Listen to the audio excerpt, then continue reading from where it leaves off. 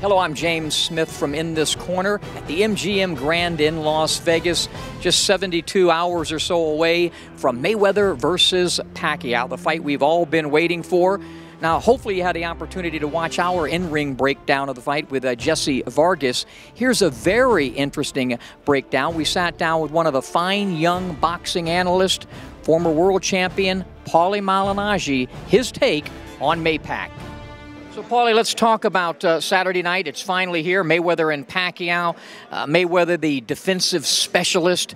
Pacquiao, the offensive juggernaut. How do you see this thing playing out? Well, you know, my pick is Floyd to win the fight. And as offensive of a juggernaut as Pacquiao is, a lot of times you can be made to pay for being too offensive. I think Floyd Mayweather has probably the most varied arsenal in boxing. And what I mean by arsenal, it is a defensive arsenal and an offensive arsenal as well. He makes you miss in varied ways. He has an arsenal where he's punching in varied ways, different angles and whatnot. People are going to say, oh, Pacquiao uses different angles too. Yes, but it's range control before anything else. In order to get off all those creative punches, you have to control the range. Because if Pacquiao cannot find the proper range to throw all those punches he wants to throw, all of it is ineffective.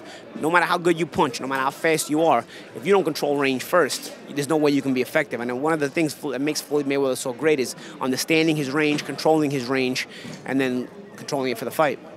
And that's a good point. I always say boxing at the end of the day is about distance, leverage, and timing.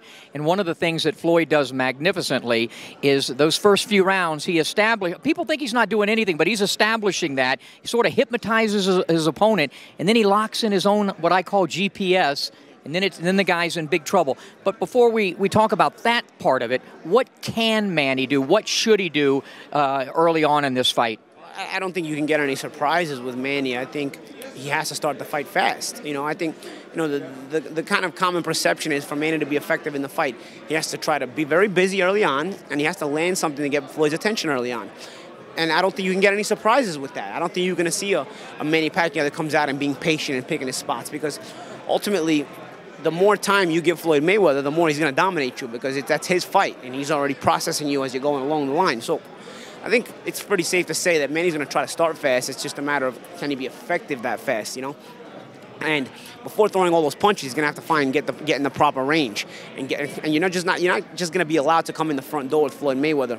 He's not going to let you in to throw all those punches. You see a lot of the guys Pacquiao fought, good fighters, but he was able to close range and then get off those 6, 7, 8 punch combinations. If you lose the angle at the first just 1 or 2 punches, or if you get countered right as you come in, the rest of the combination will fizzle out. Now, Mayweather may counter you right off the jump, or Mayweather will change the angle on you off the jump. Where you jump in, he may make you miss and change the angle, spin around or whatnot, step around. Therefore, now you've lost the range to follow up with the rest of the combination. So there's things that you do to control the range. So it's all fine and dandy, but we're not hitting a punching bag here. You know, you can hit the punching bag with as many combinations as you want. The punching bag will not control the range on you. You have all the range control you want. A guy like Floyd Mayweather controls range. And so as busy as Manny wants to be, he's going to have to try to find a way to effectively control the range early on. Distance control, as you said. Everybody's distance is different. You know, inside fighters, they want to control the distance and be very close. Outside fighters, they want to control the distance and be on the outside.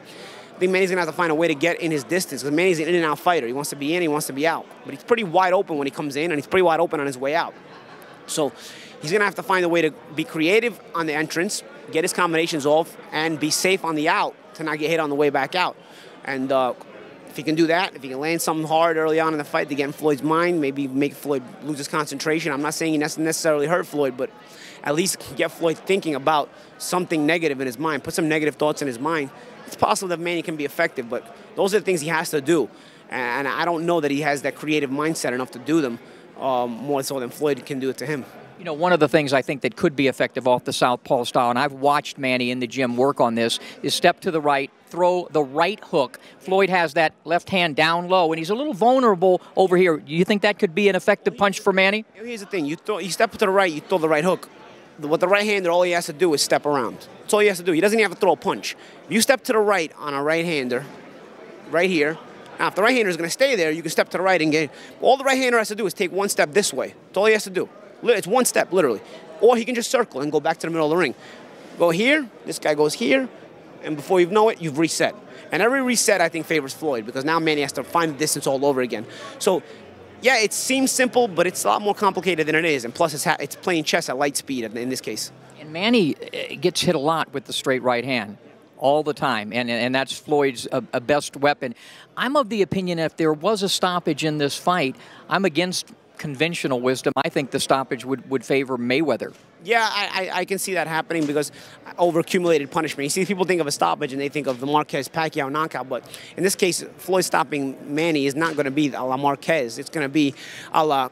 He little by little makes Manny stop believing in his arsenal. And how you make him stop believing in his arsenal? You make him make him not land the way he wants to, make him not find his range. When he tries to find his range, you're countering him. You start the fight where he's on, you counter him a little harder. Now all of a sudden he's doubting his offense. What happens when he doubts his offense? Instead of throwing those punches he wants to throw, he second guesses it every time he wants to throw. As he's second guessing, Floyd starts leading more and more. As he starts leading more and more, what happens? Manny Pacquiao, I don't think can fight on the back foot. You know, when have you seen Manny Pacquiao fight a defensive, backing up kind of fight? Once you back up Manny Pacquiao, it's all Floyd. It's all Floyd landing clean shots. He's going to come to him. He's going to take the fight to him. He's going to cut the ring off. And little by little, it's accumulated punishment. It's going shots to the body, shots to the head. And you may see in that case, you know, I hate to say it because people don't want to hear it, but, you know, you may see a beatdown at that point. Prediction? I think Floyd, the safe assumption is Floyd on points with a side hedge bet on Floyd by knockout.